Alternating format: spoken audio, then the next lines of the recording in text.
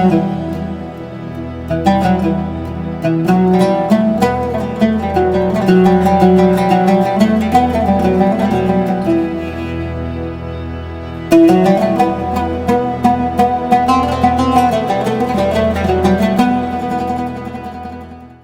Israël, Liban, arrêtons l'engrenage de la guerre. L'attaque récente menée par l'État d'Israël contre le Liban, qui a fait près de 900 morts, des milliers de blessés, avec des bombardements de bâtiments jusque dans le centre de Beyrouth, et 1 million d'habitants déplacés depuis le 23 septembre, a rappelé au monde que la logique de la guerre à outrance est la seule qui prévaut aujourd'hui pour l'État d'Israël et ses dirigeants. Et pendant que le monde a les yeux tournés vers le Liban, Israël continue sa guerre génocidaire contre le peuple palestinien. Le collectif national pour une paix juste et durable entre Palestiniens et Israéliens dénonce cette guerre contre tout un peuple qui prolonge une politique de dépossession du peuple palestinien à l'œuvre depuis des dizaines d'années. Nous avons toujours dénoncé sans ambiguïté l'ensemble des crimes de guerre commis depuis le 7 octobre. Le 7 octobre, cela fera 12 mois que la population palestinienne de Gaza subit les attaques d'une violence inouïe de l'armée israélienne. Les bombardements se poursuivent et n'épargnent ni les écoles où la population s'est réfugiée, ni les zones déclarées comme sûres, ni les infrastructures vitales. La population est affamée, assoiffée, épuisée par des ordres de déplacement incessants. Le bilan officiel de plus de 41 000 tués, dont une majorité de femmes et d'enfants, déjà effroyable pour une population de 2,3 millions d'habitants, largement plus d'1 million à l'échelle de la France, ne prend en compte ni les disparus sous les décombres estimés à au moins 15 000, ni les dizaines de milliers de blessés en attente de soins, ni les innombrables personnes mortes d'épuisement, de faim, de soif, de maladies non soignées en dehors de ce qui reste des hôpitaux. Les États occidentaux, États-Unis en tête, enchaînent les déclarations de façade en faveur d'un cessez-le-feu, mais ne proposent aucune sanction pour l'imposer et continuent à livrer des armes à l'État d'Israël. En Cisjordanie, dont Jérusalem-Est, la population est de plus en plus soumise aux attaques et au harcèlement de l'armée et des colons. Elle vit dans un quasi-état de siège. Depuis le 7 octobre, le gouvernement israélien exploite la guerre à Gaza pour intensifier ses politiques d'expansion des colonies, de démolition de maisons, de déplacement forcé de Palestiniens et Palestiniennes, d'isolement de Jérusalem. On y compte près de 700 Palestiniens tués depuis le 7 octobre. En Israël même, les destructions de villages bédouins s'intensifient et les Palestiniens sont soumis à une très forte répression et à un racisme omniprésent. Beaucoup d'entre eux ont perdu leur emploi ou ne peuvent plus l'exercer dans des conditions acceptables. Les arrestations et détentions arbitraires se multiplient partout en Palestine. Les conditions de détention des prisonniers sont désastreuses, la torture s'est généralisée. Face au génocide en cours, dont le caractère entre guillemets plausible a été pointé par la Cour internationale de justice depuis près de 7 mois, les États, dont la France, ont l'obligation d'agir. La même Cour internationale de justice a également, le 19 juillet, pointé l'illégalité de l'occupation du territoire palestinien et de sa colonisation et l'obligation de l'État d'Israël d'y mettre fin le plus rapidement possible. Rappelons aussi que le procureur de la Cour pénale internationale a demandé des mandats d'arrêt à l'encontre des dirigeants israéliens, Netanyahou et Galland, pour crimes de guerre et crimes contre l'humanité.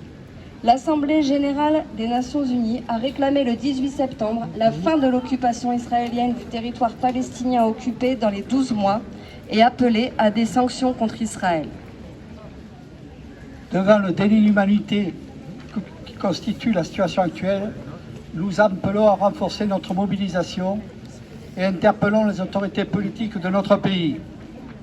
Le collectif national pour une paix juste et durable entre Palestiniens et Israéliens exige un cessez-le-feu immédiat et pérenne à Gaza, le retrait de l'armée israélienne et l'ouverture de tous les points de passage à l'aide humanitaire pour accéder à l'ensemble du territoire de la bande de Gaza, ainsi que la fin du blocus, la fin de l'occupation, de la colonisation et de sa politique d'apartheid, l'arrêt immédiat de l'attaque israélienne contre le Liban, la libération de toutes les personnes détenues, qu'il s'agisse des otages détenus par le Hamas depuis presque un an, des 10 000 prisonniers politiques palestiniens détenus au mépris du droit international depuis des dizaines d'années, pour beaucoup d'entre eux, et des milliers de Palestiniens de Gaza transférés dans des centres de détention et de torture.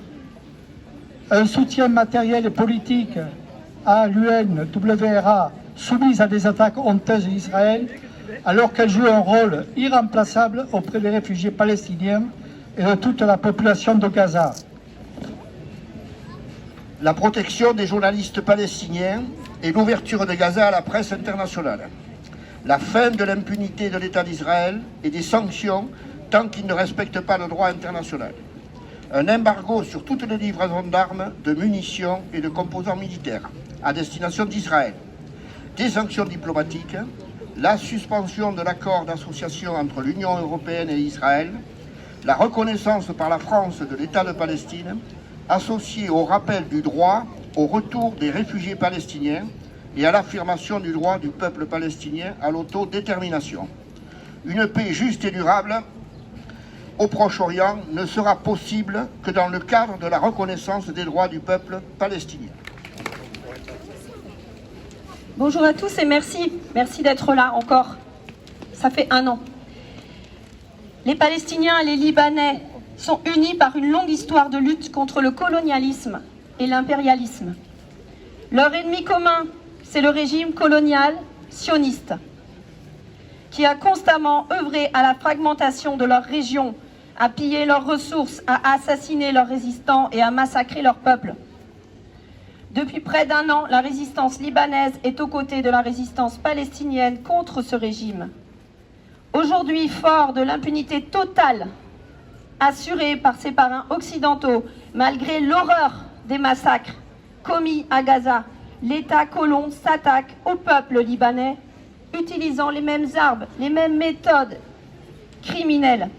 Les fascistes au pouvoir à Tel Aviv s'en prennent délibérément aux civils, dans le but que ces peuples se retournent contre la résistance. Mais leur détermination ne faiblira pas. Ils savent que la lutte doit durer jusqu'à leur libération. Dans les diasporas et l'exil, et nous aussi ici, nous sommes partie intégrante de la lutte contre les oppresseurs. En France, nous dénonçons la complicité du gouvernement avec les crimes sionistes. L'État français réprime la solidarité avec les peuples en lutte, mais autorise les livraisons d'armes et la participation des soldats franco-israéliens dans l'armée coloniale. Rappelons qu'il y en a 4185. Alors que nous approchons de 40 années de détention arbitraire et injuste de Georges Ibrahim Abdallah par la France, nous affirmons notre lutte pour la libération de Georges et de tous les prisonniers politiques de la résistance anticoloniale et anti-impérialiste. Il est hypocrite d'oser parler des otages israéliens sans dénoncer tous les prisonniers qui subissent, les prisonniers palestiniens qui subissent les pires tortures. Nous affirmons que la seule issue est un échange de prisonniers garantissant la libération des résistants. Nous sommes mobilisés ici ensemble pour la fin immédiate de l'agression israélienne contre les peuples israéliens et libanais. Un cessez-le-feu immédiat et permanent à Gaza est la seule façon d'arrêter l'extension de la guerre dans cette région. Face au colonialisme et à l'impérialisme, il y a une seule solution, c'est la résistance. Nos revendications à Urgence Palestine, c'est halte à la complicité de la France et de l'Europe avec Israël. C'est la demande de sanctions immédiates contre Israël, qu'elles soient économiques ou diplomatiques, comme la fermeture de l'ambassade, Il faut l'embargo des armes, il faut l'annulation de tous les accords de coopération. Et on demande aussi en France que la répression s'arrête, la répression contre la solidarité avec nos peuples s'arrête. Voilà, merci encore d'être là.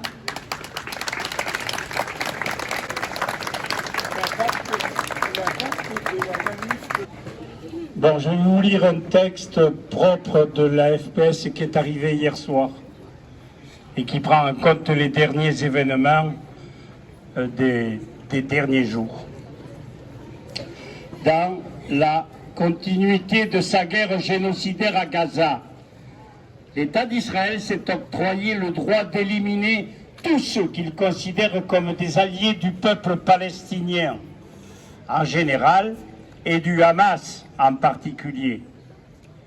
Le Premier ministre Netanyahou l'a revendiqué comme une évidence devant l'Assemblée générale des Nations unies, en menaçant directement le Hezbollah libanais, les Houthis du Yémen ou les milices chiites pro-iraniennes de Syrie ou d'Irak. Point commun de toutes ces cibles pour Israël, l'Iran, accusé de vouloir sa destruction. Le jour même, Netanyahou ordonnait à son armée une intervention dévastatrice au Liban. Après les sabotages des moyens de communication du Hezbollah, qui constitue un crime de guerre supplémentaire, ont suivi des bombardements intensifs sur la population de Beyrouth et du Sud-Liban.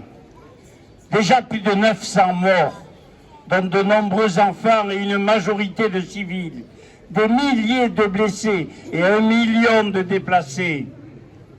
L'élimination du dirigeant du Hezbollah, Hassan Nasrallah, et de cadres du parti s'inscrit dans cette fuite en avant criminelle de Netanyahou et de son gouvernement, tout comme l'invasion israélienne en territoire libanais ou les bombardements ciblés au Yémen, en Irak et en Syrie.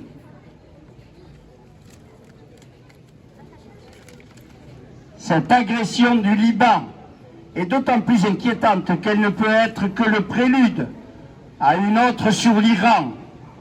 Une telle guerre plongerait alors le Moyen-Orient dans le chaos.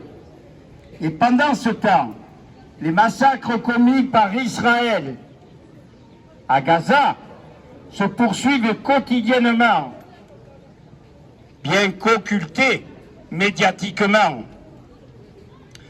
Dans sa folie meurtrière, le régime d'apartheid menace de destruction le peuple palestinien qui risque d'entraîner tous les peuples de la région dans une guerre régionale épouvantable.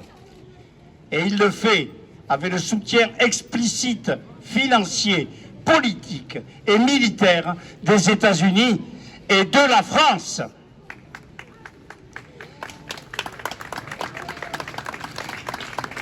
Israël vient d'obtenir 8,7 milliards de dollars d'aide supplémentaires par les États-Unis pour soutenir ses efforts militaires. L'accord conclu à Washington est intervenu en pleine escalade avec le Hezbollah et la guerre de Gaza, et la guerre à Gaza. Alors que la communauté internationale réclamait sans succès un cessez-le-feu, Joe Biden saluait comme un acte de justice l'assassinat du leader du Hezbollah libanais. Netanyahou a donc reçu l'autorisation des puissances occidentales pour mettre la région à feu et à sang au nom du supposé droit d'Israël à se défendre. Une fois de plus, le peuple palestinien est aussi victime de la complicité active des pays occidentaux avec un État voyou, coupable de crimes de guerre et de crimes contre l'humanité, dont la fonction reste la défense de leurs intérêts économiques et géostratégiques dans la région. Il est urgent de mettre fin à l'engrenage meurtrier d'Israël et aux déclarations complices des chancelleries occidentales. Le mouvement de solidarité avec le peuple palestinien exige du gouvernement français et de l'Union européenne qu'ils suspendent immédiatement toutes les coopérations militaires économique et commerciale avec Israël afin d'obtenir l'arrêt de la guerre génocidaire à Gaza et la fin de l'agression sur le Liban.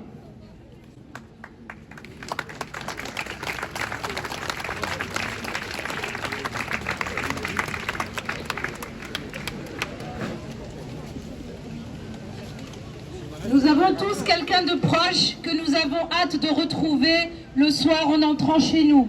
Un enfant, un père, une mère, un frère, une sœur, un époux ou une épouse, comme Malek Seif, âgé d'1 an qui a été tué d'une balle dans la tête et qui ne pourra plus jamais se blottir dans les bras de sa famille. Comme Mohamed Zalloum, tué à l'âge de 32 ans, suite au bombardement de sa maison, où 11 autres membres de sa famille ont péri. Mohamed ne verra pas grandir ses enfants. Ces victimes ne sont pas que des chiffres, ce sont des vies, des sourires, des familles brisées, des histoires qui s'effacent dans le silence des médias. C'est pourquoi il est crucial de rendre visibles ces victimes du génocide dont on entend si peu parler. Nous porterons ces bracelets aujourd'hui pour que toutes les personnes ne tombent pas dans l'oubli. Les blouses blanches pour Gaza ont mis en place cette campagne de sensibilisation à travers ces bracelets. Chacun portant le nom d'un martyr palestinien. Ces vies ne doivent pas être oubliées. Ce ne sont pas que des nombres palestiniens. Et vive la lutte du peuple palestinien. Tahia Palestine.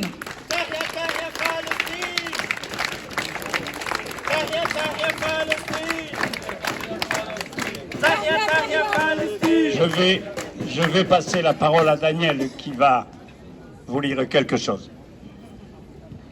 Je vais vous lire à présent le témoignage de notre ami Ziad Medouk. On avait, lors d'un rassemblement équivalent à celui-ci, déjà lu une lettre de Ziad Medouk. Ziad Medouk, depuis la bande de Gaza. Il est professeur de français, écrivain et poète. Il a reçu en 2014 le premier prix du concours Euro Poésie, ainsi qu'en 2015 le premier prix de la poésie francophone pour ses œuvres poétiques. Il est également coordinateur du Centre de la paix de l'Université Al-Aqsa de Gaza, qui en 2023 était devenue la plus importante université de l'enclave palestinienne, avec près de 26 000 étudiants. Cette université, comme d'autres, a été réduite en miettes par les frappes aériennes israéliennes répétées. La maison de Ziad a été détruite, son frère et ses nièces tués. Dans l'Humanité Magazine, il témoigne « Je suis toujours vivant. À Gaza, ça tient du miracle. » Voilà quelques extraits de son témoignage. 1 an déjà, 365 jours de bombardements intensifs sur une région enfermée. Une année tragique et dramatique pour tous les Palestiniens de Gaza, horrifiés et effrayés. C'est vraiment impensable et ça continue. L'intensité du feu venant du ciel et de terre sème toujours plus de morts. On pensait égoïstement que l'escalade actuellement au Liban allait arrêter les bombardements. Or, rien n'a changé. Nos compagnons du ciel ne sont plus les étoiles ni la lune, vers qui nous levions nos regards animés d'ambition et d'espoir. Ce ne sont désormais que les avions, les drones, les bombardements permanents, le brouillard, le rouge vif du sang, les explosions aussi ardentes que la chaleur du soleil et les éclats d'obus dans l'air qui sont des coups de tonnerre ininterrompus rythmant notre quotidien. Je souffre Littéralement à chaque instant, je crie. Comment pourrions-nous diminuer cette souffrance? Nous n'avons même plus envie de manger ni de boire. Nous n'arrivons pas à dormir. Nous sommes morts, cœur et corps. Les militaires israéliens détruisent tout, sans distinction.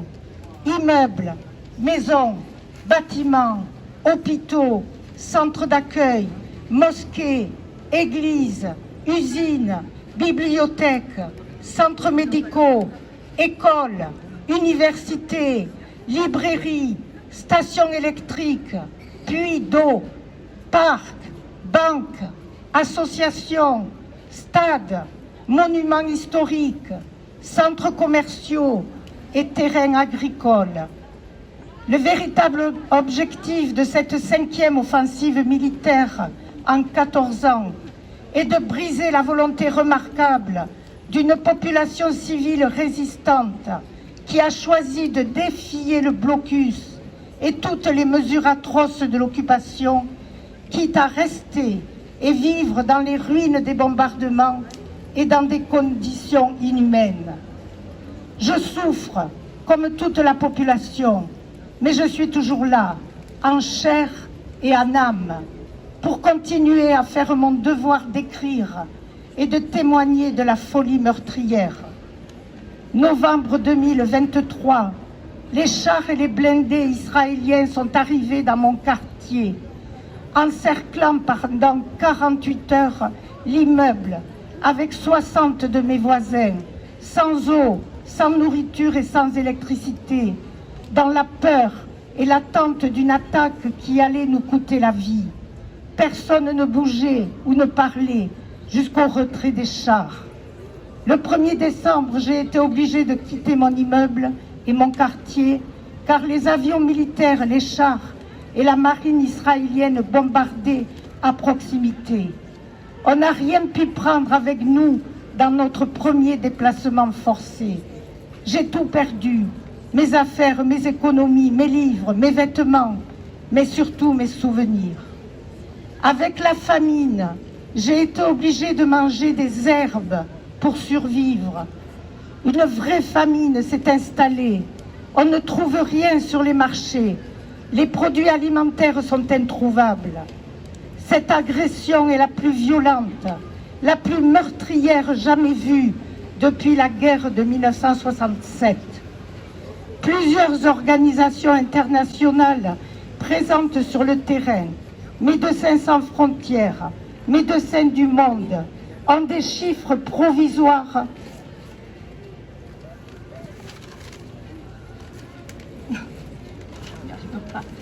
proches de 125 000 personnes sous les décombres. Les enfants, les jeunes de Gaza sont désespérés, mais ils sont là à supporter l'insupportable. Ils disent avec force et détermination: on reconstruira Gaza de nouveau, malgré les pertes et la destruction massive. Depuis 1947 jusqu'à nos jours, des dizaines de décisions internationales sur la Palestine sont restées sans application et aucune sanction n'a été prise contre l'État israélien. Un an après, notre message est clair. C'est ici notre terre. Jamais nous ne partirons, en dépit de tous les massacres et de toutes les atrocités. Et même si la vie continue dans une situation très difficile, l'espoir de reconstruire Gaza existe et l'espoir dans une vie meilleure subsiste à jamais. Bravo.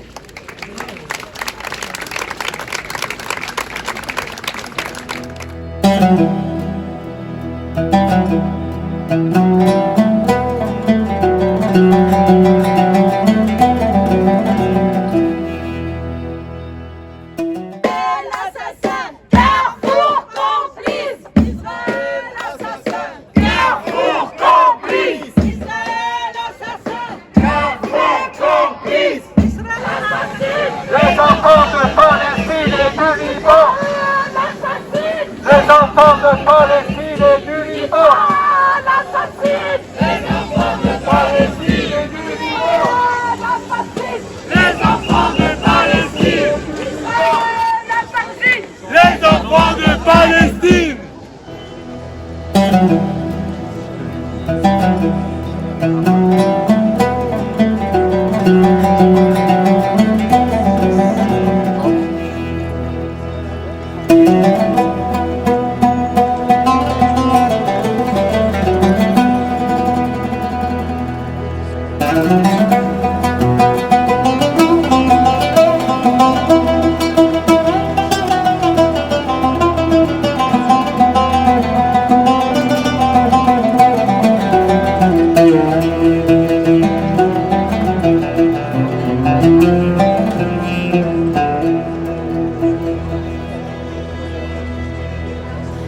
dis-moi ce qu'il y a derrière le mur